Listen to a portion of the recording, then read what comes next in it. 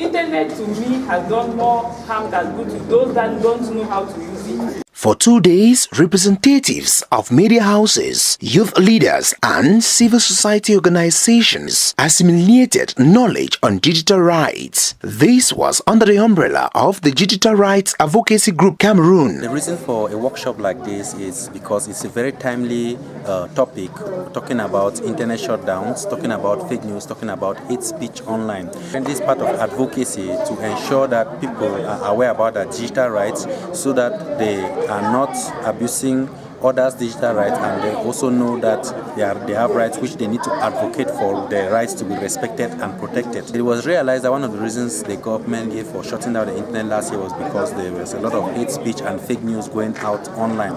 So as part of our advocacy activities, we endeavor to discourage hate speech, discourage fake news forwarded as received. And the initiative has been very successful in sensitizing the citizens of the country on the responsible use of the internet, how not to spread fake news, how to go about their responsibilities while navigating online.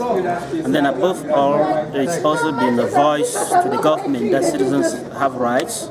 Then the government has a role to make sure that the internet is available so that people can be more active in community activities, in democracy, in affairs of the nation.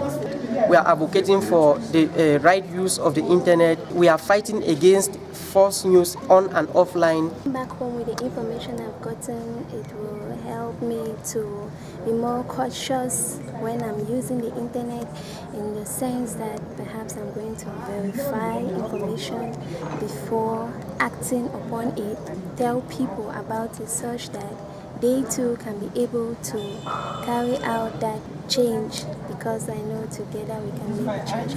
I think I've learned a lot being a young person in a society where we deal more with digital gadgets and social media platforms. I think I've learned a lot how to communicate freely and safe. This has been a life-changing opportunity for me to acquire more knowledge, to be able to reach out onto, first, my audience as a journalist, and then secondly, as digital rights advocates, my community in general. It's not about being the first person to break the news, but you need to investigate, or you just keep calm and know the right thing. So I think it's a very good initiative, and I think it's a very rich one, and I pray it happens so holds more often. I've learned a lot how to debunk fake news, how to fact-check information before I give to my peers, and how to effectively ride on with communication around my area.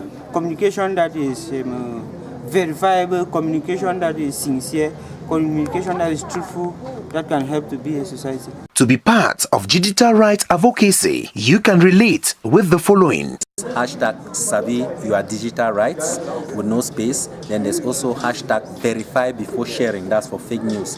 Then there's hashtag No Touch Our Internet for responsible internet use. Then of course there is hashtag Keep It On, which is being used by Access Now. And then Facebook brought for fake news, No Hate, No Fake. The participants left satisfied and promised to be ambassadors of digital rights advocacy.